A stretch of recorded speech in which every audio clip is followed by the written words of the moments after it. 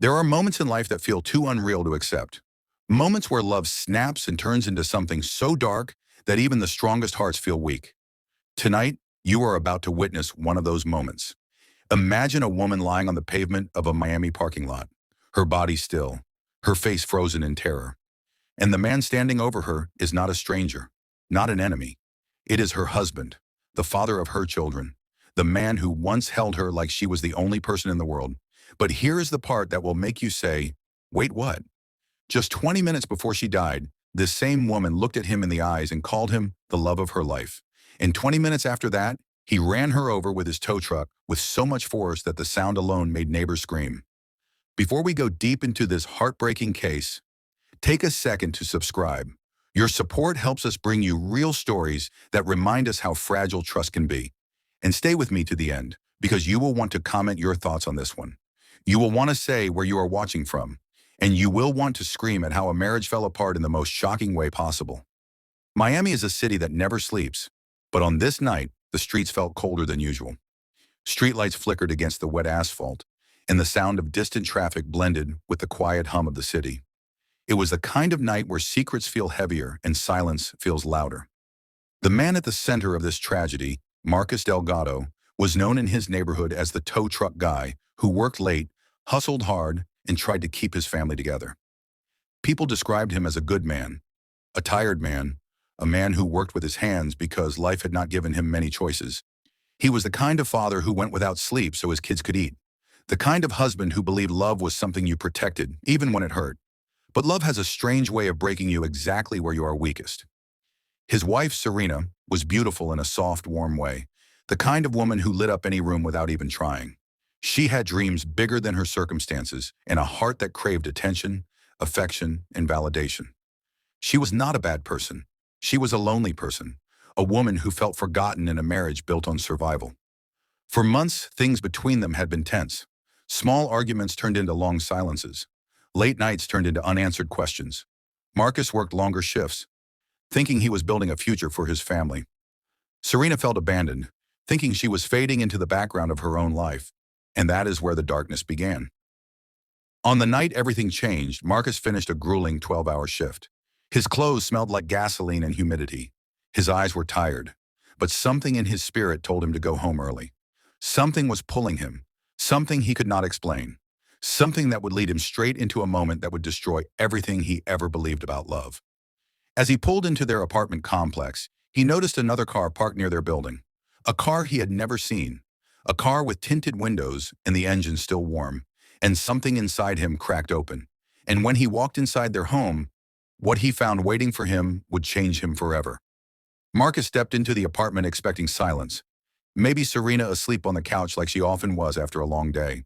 But the first thing he noticed was the music, soft, slow, intimate. Not the kind of music Serena played when she was alone.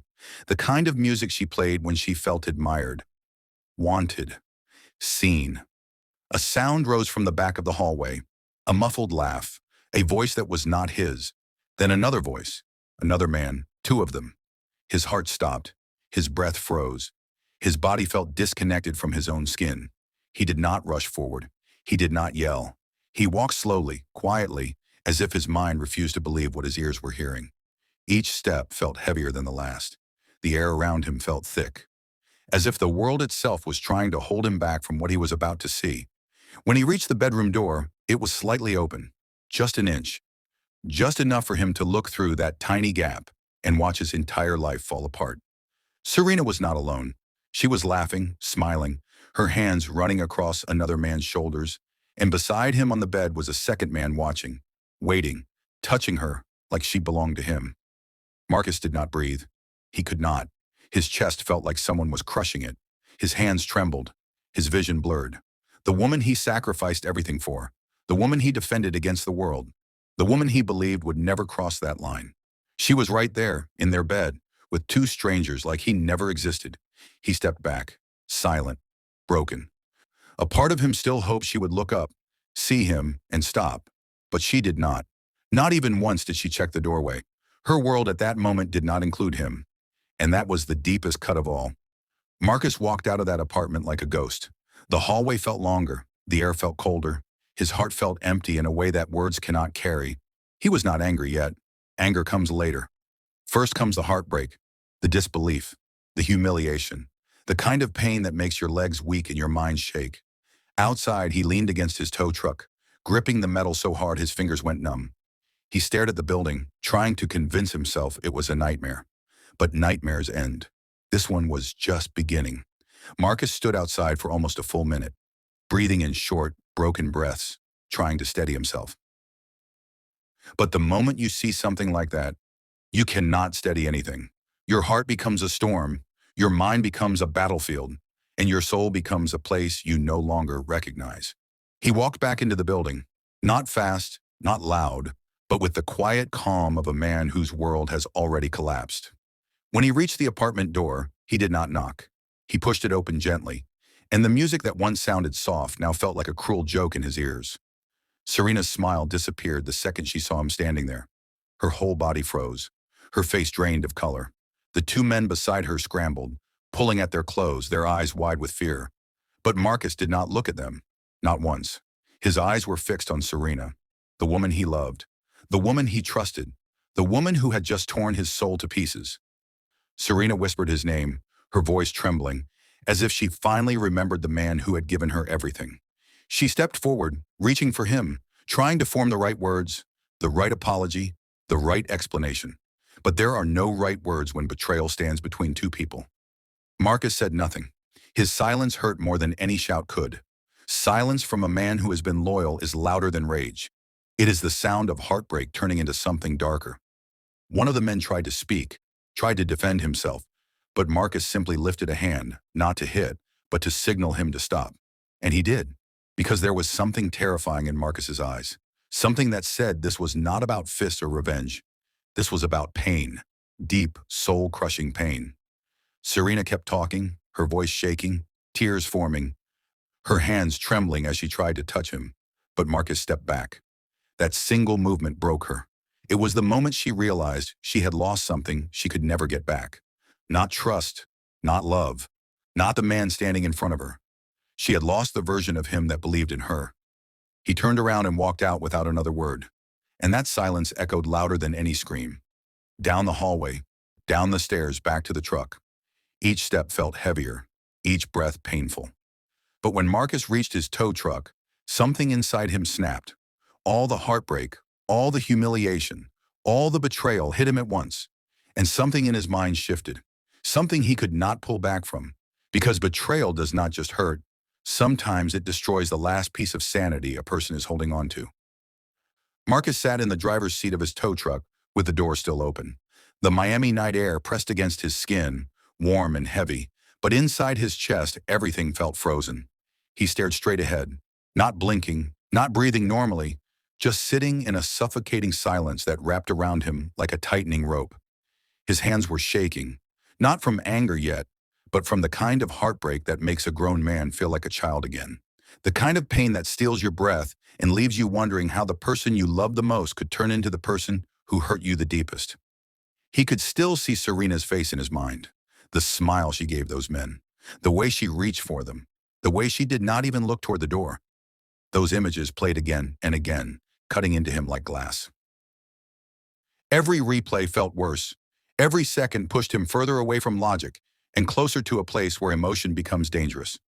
He leaned forward and rested his forehead against the steering wheel. And for the first time in years, Marcus cried. Not soft tears, but deep, painful sobs. The kind of sobs that come from a man who has held everything together for too long. The kind that come from betrayal you cannot explain to anyone. He tried to breathe through it. He tried to tell himself to calm down. He tried to think about his kids, his job, his life. But heartbreak has a way of silencing every rational thought. All he could hear was Serena's laughter from inside that room. All he could see was her hands on someone else. That was when it happened. A thought flickered in his mind. A dark, frightening thought he did not recognize. A thought that whispered that, if love could die this violently inside him, maybe the world outside should feel the same. He reached for the ignition. His breath became slow. His mind became strangely calm. Dangerous calm. The calm that comes when someone has nothing left to lose. He looked back at the building, at the doorway where Serena would soon walk out, hoping to fix everything with words that could no longer reach him. Words that could not erase what he saw. Words that were too late. Marcus wiped his face with the back of his hand. His tears stopped. His expression hardened. Something inside him broke. And when a heart breaks that deeply, the pieces don't fall gently. They fall like stones. Heavy, sharp, violent. This was the moment where heartbreak turned into something far darker. Something irreversible. Something terrifying. Serena walked outside a few minutes later, her hands still shaking, her eyes red. She kept looking around like she was searching for a version of Marcus she hoped was still out there. A version who would listen. A version who would forgive. A version who had not just watched his life fall apart in the doorway of their own bedroom. But Marcus, sitting in that massive tow truck, was no longer the man she knew. Serena stepped into the parking lot, calling his name softly at first, then louder, her voice breaking each time.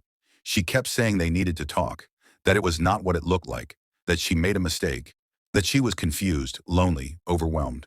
She said anything she could think of, anything that might pull him back into reality. But Marcus did not open the door. He did not respond. He did not look at her. His eyes stayed locked on the windshield. His fingers tightened around the steering wheel. His mind was somewhere else, somewhere dark, somewhere beyond return. Serena walked closer, standing right in front of the truck, tears dripping down her chin. Her voice cracked as she begged him to come out, to breathe, to look at her, to talk to her, to stop shutting her out. She kept saying his name as if she could pull him back just by holding on to the sound of it. She placed her palms on the hood of the truck. That moment changed everything, because Marcus finally lifted his head, and when Serena saw his eyes, she stepped back. There was nothing in them. No warmth, no confusion, no love, no anger, nothing. Just an empty, frightening stillness that made her chest tighten with fear. It was the look of a man who had crossed a line inside himself that no apology could pull him back from. Her voice dropped to a whisper. "Marcus, please." Those two words hung in the air like a final prayer, a last attempt to hold on to a life that was already slipping away from both of them. Marcus slowly pressed his foot down on the pedal. The engine roared, loud, violent, a sound that tore through the parking lot like a scream. Serena's eyes widened. "Marcus, stop, please stop, please stop." But he did not stop. In that single moment, heartbreak, betrayal, humiliation, and emotional collapse fused into something deadly. And what happened next would shake the entire Miami community to its core. Serena froze in front of the truck, her hands trembling as she held them up, palms facing Marcus as if she could push back the metal and the fury with nothing but her fear. Her voice cracked into sharp, broken sobs. She kept repeating his name, her words tumbling out so fast they collided with each other. "Marcus, please." "Marcus, stop." "Marcus, I am sorry." "Marcus, I love you." "Marcus, please." But apologies cannot reach a man whose heart has already drowned. The tow truck began to roll forward, slowly at first, almost painfully slow, like Marcus was giving himself one last chance to pull back. One last chance to choose mercy. One last chance to choose sanity. But then something inside him clicked, and the truck surged forward with a violent force that echoed through the entire parking lot. Serena screamed, a scream so raw it could pull tears from a stranger's eyes. A scream filled with fear, regret, desperation, and a heartbreak that came too late. She tried to run, but her legs failed her. The shock was too much. The betrayal she caused had morphed into a terror she could not escape. She slipped, fell onto the pavement. Her hands scraped against the rough ground as she tried to push herself up, but the sound of the truck coming at her swallowed every thought. Neighbors opened their doors. Some watched in shock. Others screamed at Marcus to stop. One woman across the parking lot covered her mouth and fell to her knees as she realized what was about to happen. Another man shouted for somebody to call the police, but his voice shook so badly it barely carried through the night. Serena looked up one last time. Her eyes were wide, wet, terrified, a final plea resting in them, a plea for life, a plea for mercy. A plea for the man she once loved to come back to her, even for a second. But Marcus hit the accelerator. The tow truck lunged forward with a crushing force. The impact was instant. The sound was one no one in that neighborhood would ever forget. A sickening thud that echoed off the walls. A sound that did not just break bones. It broke hearts. It broke the air. It broke the line between love and tragedy forever. Serena's body rolled beneath the truck, dragged several feet before the wheels finally stopped. Neighbors screamed. A man vomited on the sidewalk.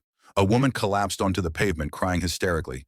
Someone shouted for help, but the only sound that followed was the engine dying into a chilling silence. Marcus sat still behind the wheel, his hands gripping the steering wheel so tightly his knuckles were bone white. His chest rising and falling like he was struggling to breathe. His eyes didn't blink. His face didn't change. He looked like he was trapped inside a moment his mind could not escape from. And in that moment, everyone watching realized something terrifying. He did not even get out of the vehicle. He did not run to her. He did not scream. He just sat there, staring straight ahead, like his soul had left his body, and all that remained was the shell of the man who once tried so hard to love her.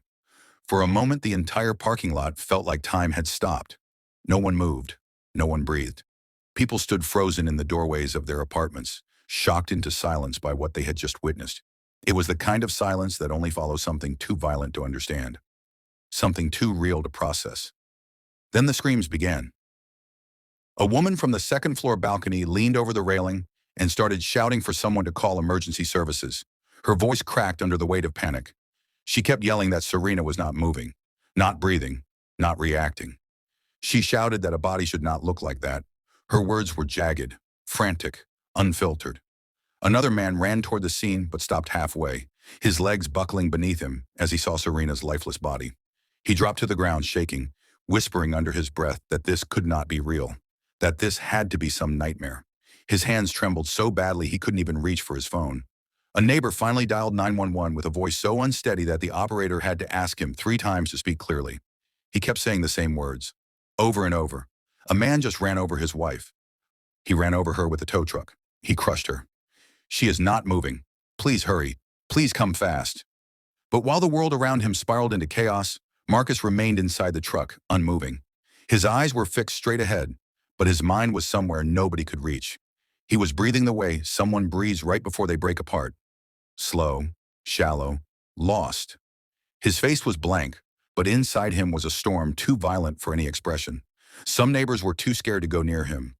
Others whispered to each other that they saw this coming, that the relationship had been rocky, that Serena had spoken to her friends about feeling lonely, neglected, or misunderstood. Some whispered that Marcus had been working too hard, that he had lost himself in the grind, that their love had been limping for months. But nobody expected this. Nobody expected betrayal to turn into something so final, so brutal, so tragic. Police sirens echoed in the distance, getting closer, louder, sharp, cutting through the night like blades. Serena lay motionless on the pavement, the streetlight casting a pale glow across her skin. Her long hair spread out like dark wings around her, her eyes half open, reflecting nothing but the cold night sky. The life that once lit her face was gone, completely gone. One of the neighbors stepped forward with tears pouring down her face. She whispered Serena's name over and over, as if the sound might pull her back. She knelt beside her, afraid to touch her, shaking too hard to move, but unable to leave her alone on the cold ground. And still, Marcus stayed in the truck. The weight of what he had done settled on him like a shadow he could not escape. He did not try to run. He did not try to defend himself. It was as if he was waiting for the world to close in around him, waiting for the consequences he knew were coming. The sirens grew louder. The flashing lights began to paint the walls of the building. This was only the beginning of a tragedy Miami would talk about for years. The police cruisers slid into the parking lot with their lights painting red and blue streaks across the walls. Officers jumped out before the cars even stopped moving, their radios crackling with urgency. The moment they saw Serena on the pavement, their faces tightened, their movements sharpened, and the tone of the night shifted from confusion to crisis. One officer rushed to Serena's side. He knelt down, checked her breathing, checked her pulse, checked for any sign of life. His expression hardened. He didn't need to say the words out loud. The silence around her body said enough. Another officer approached the tow truck with his hand hovering near his holster. He didn't yell, didn't threaten. He simply called out Marcus's name with a firm, steady tone. But Marcus didn't move. His hands were still on the steering wheel, his eyes still fixed forward, unblinking, lost inside a moment he could not undo. The officer repeated his name, louder this time. Marcus finally turned his head, slowly, as if it took all the strength he had left. And when he looked at the officer, there was nothing in his eyes but devastation, a hollow emptiness, a man already broken long before the police even touched him. The officers opened the door and guided him out. Marcus didn't resist. He didn't argue. He didn't defend himself. He moved like someone whose body was still alive, but whose spirit had already collapsed. His hands trembled as they cuffed him. His breathing was uneven. His gaze kept drifting toward Serena, as if he still couldn't accept she was truly gone. One neighbor watched from behind a tree, crying so hard her breath kept catching in her throat. She kept saying it didn't have to end like this, that she knew they were struggling, but never imagined anything close to this.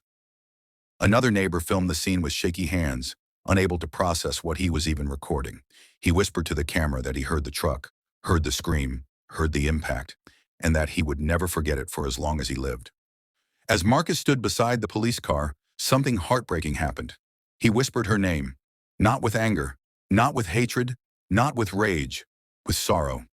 A quiet, broken sorrow of someone realizing the gravity of what heartbreak had pushed him into. The sorrow of a man seeing his entire life slip out of his hands in one irreversible moment. Officers guided him into the back of the patrol car. The door shut behind him with a heavy thud that echoed across the parking lot. Neighbors flinched at the sound. Some covered their ears. Others looked away. The weight of that moment was too much for anyone to absorb. Paramedics arrived next, stepping into a scene that was already drenched in grief. They approached Serena with professional calm, but even they paused for a second. Because every now and then, even first responders come across moments that are too heavy to breathe through. The lights from the police cars danced across the pavement. People whispered prayers. Others covered their mouths. Some held on to each other, their bodies shaking. This was not just a crime scene. This was a tragedy born from pain, silence, and a moment of emotional collapse. And Miami would feel the aftershocks for a long time. As the patrol car pulled away with Marcus in the back seat, the entire neighborhood watched in a stunned silence. Some hugged each other. Some paced back and forth. Others stood frozen, staring at the blood-stained pavement where Serena's life ended in a way no one could have imagined just an hour earlier. Inside the police car, Marcus sat with his head against the window, his breath fogging the glass. His face looked drained, hollow, and crushed under the weight of what he had done. Every few seconds his body shook lightly, like a man holding back tears he no longer had the strength to release. He whispered something no one else could hear, a whisper that sounded like regret, a whisper that sounded like he was praying for time to rewind. But time does not rewind for anyone. At the scene, investigators arrived quickly. Cameras flashed over Serena's body. Evidence markers were lined across the pavement. The tow truck was taped off. Officers whispered to each other, their expressions grim. One detective, a man who had seen decades of tragedies, closed his eyes for a moment as he knelt beside Serena. Even he needed a second to brace himself for what he was looking at. Neighbors began stepping forward to give statements. Their voices shook as they relived the horror. One woman said she heard Serena screaming, "Please stop," multiple times. Another said she saw Marcus crying in the truck before it happened, like he was fighting something inside him. A man explained how he watched it all unfold but was too scared and shocked to move, too frozen to do anything but witness the unthinkable. Then came the revelation that hit the investigators hard. Several neighbors admitted that they had heard arguments between Marcus and Serena before. Not violent ones, not threats, just quiet tension that had been growing for months. Some said Serena had confided in them, saying she felt alone. Others said Marcus seemed tired and distant, working nonstop to keep food on the table. They had been drifting apart slowly, painfully, silently. But nobody expected betrayal to explode into something this deadly. Inside the apartment, detectives found the two men Serena had been with, shaken, embarrassed, terrified. They insisted they didn't know she was married, that they had been invited, that they never expected any of this. Their statements were fragmented, filled with trembling voices and broken sentences. They described Marcus's face at the doorway, the way he did not yell, the way he did not even move. They said that silence was scarier than any rage. Meanwhile, word of the incident spread across Miami. Social media exploded. Posts, videos, theories, rumors. People argued. Some blamed Marcus. Some blamed Serena. Others said both were victims of a love that had been dying quietly behind closed doors. Hours later at the station, investigators finally sat Marcus down in an interrogation room. He was shaking, his head hanging low, his wrists still cuffed. They asked him why he did it, why he hit the accelerator, why he didn't walk away. And all Marcus could say was one sentence, a sentence that sent chills through the entire precinct. He said, "I just broke." His voice cracked on the last word, a broken man confessing to a moment he wished he could bury forever. The investigator leaned back in his chair, understanding too well that this was not a story of a cold monster. This was a story of heartbreak that spiraled into an irreversible nightmare. A story of emotional collapse. A story of a man who saw something he could not unsee and snapped under the weight of it. But the consequences of that snap were unforgiving, permanent, deadly. And the next phase of the story would shake Marcus even more. Marcus Delgado's case quickly became headline news across Miami. The courtroom was packed. Cameras flashed, reporters whispered, and neighbors crowded outside, each carrying a version of the story they had witnessed firsthand. Inside, the air felt heavy, tense, impossible to breathe. Marcus sat at the defendant's table, his hands cuffed, his shoulders slumped, his eyes hollow. He no longer looked like the strong man who had worked tirelessly to provide for his family. He looked like a man who had lost everything in 30 devastating seconds. 30 seconds that changed two families forever. 30 seconds that stole a life, and with it, innocence, love, and hope. The prosecution laid out the details.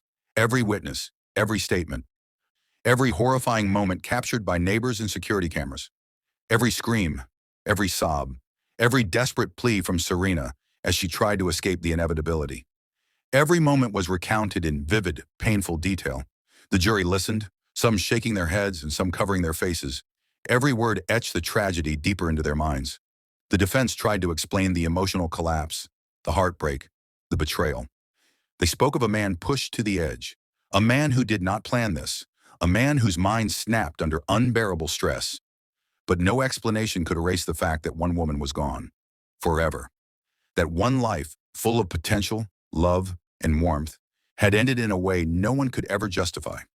Outside, the community struggled to process the horror. Friends, neighbors, and family members could not believe what had happened. Social media was flooded with cries of shock, grief, and disbelief. People debated morality, accountability, and the thin line between love and madness. Some wept openly. Others asked the impossible question, how could this happen in a place we called home? During the trial, Marcus rarely spoke. When he did, his voice was low, almost inaudible. He admitted what he had done. He expressed regret, sorrow, and heartbreak. He apologized, not just to the court, but to the world that had witnessed his life unravel in the most tragic way imaginable. But apologies cannot bring back the dead. They cannot erase the moments before the impact. They cannot undo the screams. They cannot heal the shattered hearts left behind. The judge sentenced him to life in prison without the possibility of parole, a sentence that reflected not just the act itself, but the irrevocable damage caused to a life, a family, and a community. Serena's family mourned publicly, holding vigils, sharing memories, and pleading for justice. Friends remembered her kindness, her laughter, her light. And every year, neighbors still tell the story of that Miami night when heartbreak turned into horror, when betrayal became a tragedy, and when a tow truck changed the course of two lives forever. This story leaves a chilling question in the minds of all who hear it. How fragile is love? How quickly can trust become betrayal? How thin is the line between heartbreak and destruction? If you are watching this, comment below where you are watching from. Tell us what you think about Marcus, about Serena, about how love can twist into tragedy. Your thoughts matter. Share them. If you want to hear more stories that shock, haunt, and grip you until your heart pounds, subscribe to the channel. Every story reminds us that life is fragile, that choices have consequences, and that betrayal sometimes comes from the ones we trust the most. The Miami night may have moved on, but the memory of what happened will never fade. For those who loved, for those who witnessed, and for those who are left wondering how one night can destroy so much, the story of Marcus Delgado and Serena will remain forever a haunting reminder that sometimes love can be deadly.